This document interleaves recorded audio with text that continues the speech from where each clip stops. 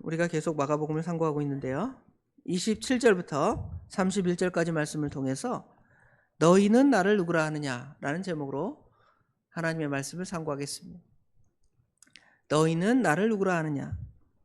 더 축약해서 말하면 너는 나를 누구라 하느냐. 그렇게 질문하면 여러분 뭐라고 대답하시겠습니까? 우리는 뭐 베드로의 고백을 그대로 할 수 있지만 사도신경 신앙 고백을 합니다. 나는 이렇게 믿습니다. 영어로 I believe 그러잖아요. 나는 이렇게 믿습니다. 이렇게 고백하면 돼요. 전능하신 하나님 아버지, 아들 예수 그리스도, 성령 하나님을 내가 믿습니다. 간단하게는 오늘 베드로의 고백처럼 당신은 주는 그리스도시니이다. 이렇게 고백할 수가 있게 됩니다. 오늘 본문은 예수님의 제자들에게 있어서 아주 중요한 중요한 포인트, 중요한 어떤 전환점에 있는 때입니다. 왜냐하면 이전까지의 제자들은 예수님을 그저 하나님의 사람, 위대한 하나님의 사람으로 생각했을지 모르겠습니다. 위대하신. 그런데 이제 오늘 이 베드로의 고백은 주는 이제 하나님의 아들이십니다. 여기는 하나님의 아들이라는 표현이 없지만 마태복음 16장에는 주는 그리스도시요 살아계신 하나님의 아들이십니다. 하나님의 아들이라는 말은 당신은 하나님이십니다. 이 말과 같아요. 이런 고백, 드디어 이제 그 고백을 예수님의 제자들이 하게 될 때에 오늘 31절에 어떤 단어가 나오냐면 비로소라는 단어가 나와요. 비로소. 31절 끝에 보면 비로소 그들에게 가르치시니라 그랬죠. 뭘 비로소 제자들에게 가르치셨습니까? 예수님의 십자가의 대속, 구속을 가르쳤습니다. 그 전까지는 아직 예수님을 그런 위대한 분으로 알았지만 예수님이 하실 그 위대한 사역, 이 땅에 오신 그 위대한 사역의 의미를 전에도 깨닫지 못하고 오히려 지금 이런 고백을 한 후에도 예수님의 제자 베드로는 예수님 그거 하면 안 됩니다. 예수님 십자가에 달리시면 안 됩니다. 그러죠? 반대하죠? 이건 뭐냐면 예수님이 이 땅에 오신 목적을 행하도록 우리가 힘써 도와야 되겠는데 우리 인간이 무슨 힘이 있겠습니까? 예수님의 십자가 대속을 담당하는 일에 그저 우리는 우리의 소위를 돌아보면 죄를 더하고 예수님의 십자가가 더 필요하게 되는 일을 우리가 늘 행하잖아요. 그런데 예수님의 제자들에게 비로소 이 이야기를 하셨다는 거예요. 그 전까지는 이런 얘기를 꺼내지 않았습니다. 그리고는 이 일도 다른 사람에게 하는 것이 아니라 30절에 보면 이에 자기의 일을 아무에게도 말하지 말라 경고하시고, 메시아 은닉사상 그러는데 예수님의 십자가의 대속을 다른 사람, 예수님의 그 메시아됨을 다른 사람들에게 함부로 발설하지 말라는 것이죠. 왜냐하면 예수님의 제자 베드로도 안 됩니다 그랬는데 다른 사람은 어떻겠습니까? 다른 제자들은 어떻겠습니까? 아니면 다른 예수님을 따라다니는 사람은 어떻겠습니까? 오히려 예수님의 십자가에 방해만 될 뿐이지 결코 도움이 되지 않을 것입니다. 그래서 자기 일을 아무에게도 말하지 말라고 말했고요. 비로소 처음으로 제자들에게 인자가 많은 고난을 받고 장로들과 대제사장들과 서기관들에게 버림받아 죽임을 당하고 3일 만에 살아나야 할 것을 예수님의 제자들에게 가르치셨다고 말씀합니다. 이게 아주 중요한 포인트죠. 자, 오늘 내용을 자세히 먼저 봅시다. 27절에 보면 예수님께서 빌립보 가이사랴 빌립보, 이건 지명을 따라 이렇게 표현하기도 하고 저렇게 표현하기도 합니다. 빌립보 가이사랴 그 마을 지변을 이제 이르렀을 때의 상황입니다. 여기 가이사랴 빌립보는 분봉왕 헤롯이 로마의 황제 티베리우스를 기념하기 위해서 건설한 도시입니다. 이 분봉왕 헤롯의 이름이 헤롯 빌립인데요. 이 빌립이라는 단어하고 그 다음에 로마 황제 시저, 가이사, 그러죠? 가이사의 이름을 합쳐서 빌립보 가이사랴, 가이사랴의 빌립보. 아니죠? 거꾸로 얘기하면 안 되죠. 빌립보의 가이사랴, 이렇게 이름을 짓게 되었습니다. 원래 도시 이름은 파네아스라는 곳인데요. 이렇게 명명한 것은 가이사랴라는 지명이 한 곳에만 있는 게 아니라 유다야 해변에 가이사랴라는 지역이 있어요. 베드로가 이 가이사랴에 간 이야기를 우리가 사도행전에 보면 나오는데, 이 항구 도시 가이사랴와 다른, 여기는 내륙에 있는 가이사랴입니다. 위치는 헐몬산과 아마 갈릴리 호수 그 사이 정도 중간 지대에 위치하는 곳이고, 성지에서 가장 아름다운 풍경을 가지고 있다고 뭐 주석책에 그렇게 얘기해요. 제가 성지순례를 안 가봐서 잘 모르겠습니다. 하여튼 그러한 아름다운 곳이라고 사람들이 이야기하고 있습니다. 이곳에 이르렀을 때 주님께서는 갑자기 주님의 제자들에게 자신의 정체에 대해서 묻습니다. 사람들이 나를 누구라 하느냐? 처음부터 예수님께서 너희들은 나를 누구라고 생각하니?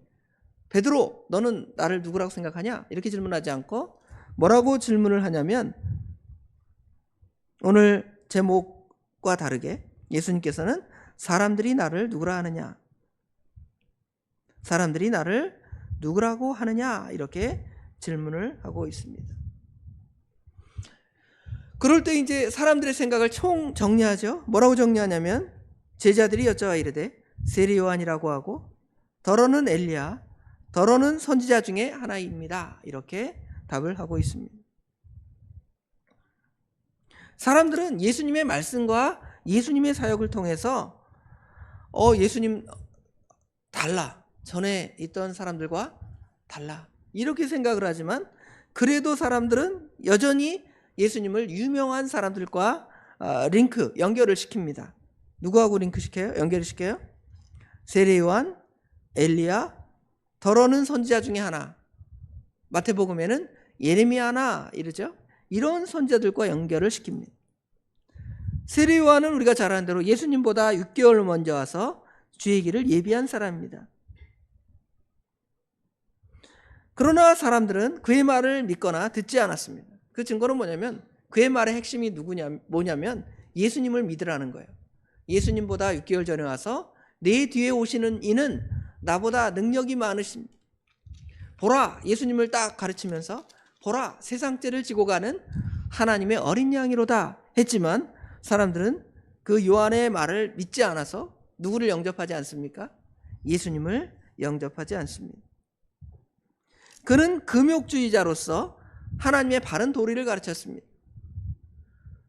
바리새인이든 서기관이든 그의 책망에 굴할 수밖에 없어요. 군인들도 책망을 받잖아요. 하나님의 사람은 이렇게 살아야 한다라고 강력하게 책망하는 금욕주의자의 삶을 살았습니다. 먹는 것부터 시작해서 그의 삶이 그러했습니다. 그런데 그런 모습이 누구에게도 조금 있냐면 우리 예수님에게도 있습니다. 물론 예수님은 뭐 금욕주의자처럼 행하지는 않았습니다. 그래서 다른 사람들이 예수님을 비난하기도 하죠. 저가 세리와 같이 밥 먹고 죄인들과 같이 말하고 대화하고 교제한다 하고 예수님을 비난할 때도 있었지만, 그래도 예수님의 삶은 머리둘 곳이 없는 검소하면서도 하나님의 말씀에 맞는 그러한 삶을 살았음을 우리가 알 수가 있습니다. 엘리야는 어떤 사람입니까? 엘리야는 능력의 사람이잖아요. 기도하니까 비가 오고, 기도하니까 비가 오지 않고, 3년 6개월 동안 기도하니까 비가 오고, 또 사람의 그 죽은 목숨도 살리는 하나님의 놀라운 일을 행한 사람입니다. 예수님에게는 분명히 그런 놀라운 역사가 있었습니다. 선지자 중에 하나, 물론 이제 여기 선지자라는 말은 신명기 18장에 보면 그 선지자, 나와 같은 선지자, 모세와 같은 선지자 하나를 보내겠다 그랬는데 사실은 그 선지자는 바로 예수 그리스도를 이제 예표하는 것이죠. 그래서 그 의미의 신명기 18장에 나오는 그 의미의 메시아를 생각하는 것이 아니라 구약 시대의 이사야나 예레미야와 같은 위대한 선지자 중에 하나일 것이다. 예수님을 자신들의 구원자 메시아로 여기기보다는 단지 사람일 뿐이요 구원을 준비하는 사람 정도로 메시아로 생각하지 않았습니다. 이러한 대답을 할 때 예수님께서는 예수님의 제자 베드로에게 묻습니다. 예수님의 제자들에게 묻는데 결국은 베드로가 답을 하는 거죠. 너희는 나를 누구라 하느냐? 베드로가 대답하여 이르되 주는 그리스도시니이다. 이것이 중요합니다. 신앙이라는 것은 우리가 믿는 대상이 명확해야 합니다. 다 믿습니다. 무신론자도 믿음이 있어요. 신이 없다는 믿음이 있는 거죠. 무신론자 빼고 다 유신론자인데 유신론자들도 다 믿습니다. 그런데 그 믿음의 대상이 명확하지가 않습니다. 피조물을 섬기기도 하죠. 사람을 섬기기도 하죠. 아니면 짐승, 소나 나무나 해나 달이나 별이나 이런 것들을 이제 섬깁니다. 아마 오늘 저녁에도 저 동해안이나 가죠. 그 해에 가서 복 주세요. 그런다고 복 받는 것이 아닌데 잘 모르니까 엉뚱한 신앙을 갖고 그렇게 따라갑니다. 그런데 우리는 어떻게 고백하냐면 사도신경 신앙 고백을 합니다. 전능하사 천지를 만드신 하나님 아버지를 내가 믿사오며, 우리의 표현은 사도신경을 그렇게 하죠. 그러나 영어나 헬라어나 라틴어 표현에 보면 내가 믿습니다로 시작해요. I believe. 나는 믿습니다. 어떤 하나님 믿는 거죠. 어떤 예수님을, 성령 하나님을 믿습니다. 크레도나 피스티오와 같은 동사로 나는 믿습니다로 신앙 고백을 시작해요. 내가 믿는다 표현이 가장 중요하죠. 이것이 우리에게 중요합니다. 누가 믿는 하나님? 여러분 누가 믿는 하나님을 믿습니까? 내가 믿는 하나님을 남이 믿는 하나님, 우리 어머니가 믿는 하나님, 우리 아내가 믿는 하나님. 가끔 우리 권사님들 그 신방 가서 우리 목사님께서 믿냐고 질문하면 뭐라고 대답을 하셔요? 우리 어른들이 나 우리 부인이 잘 믿으니까 부인 다리 잡고 가겠습니다 이러잖아요. 그게 아니라 내가 믿습니다 이렇게 고백을 해야 한다는 것이죠. 그것이 중요합니다. 믿음 있는 아버지나 어머니의 하나님이 아니라 믿음 있는 딸의 하나님이 아니에요. 믿음 있는 남편이나 믿음 있는 아내의 하나님이 아니라 내 하나님을 우리가 믿는 것입니다. 우리가 누구를 아냐면 야곱을 알죠. 야곱이 자기 부모 밑에서 잘 살다가 형 속이고 아버지 속인 다음에 도망가요. 형이 죽인다 그러니까. 바다나람으로 외삼촌 집으로 도망가는데 가다가 하나님께서 베델쯤에서 이제 잠을 자게 되는데 하늘로부터 하나님의 환상을 사닥다리의 환상, 천사가 사닥다리로부터 오르락내리락 하죠. 그리고 하나님의 음성이 들리잖아요. 그 하나님의 음성을 듣고 그 다음날 깨어서 뭐라고 그래요? 이제 우리 아버지의 하나님, 아브라함의 하나님, 이삭의 하나님으로 끝나는 것이 아니라 누구의 하나님이에요? 야곱의 하나님, 나의 하나님으로 고백하는 것을 알 수가 있잖아요. 그것이 지금 예수님의 제자들에게도 중요해요. 그래서 너희들은 나를 누구라 하느냐 질문하는 것입니다. 그리스도라는 말은 히브리어 메시아라는 단어에서 나온 말이죠. 마사흐라는 히브리어 동사인데 기름 붓다, 거기서 이제 메시아, 기름 부음 받은 자라는 단어로 이제 사용됩니다. 기름 부음 받은 자는 특별한 인물을 위해서 하나님께서 선택하고 임명했을 뿐만 아니라 그 임무를 수행하도록 하나님께서 능력을 부어주신 거예요.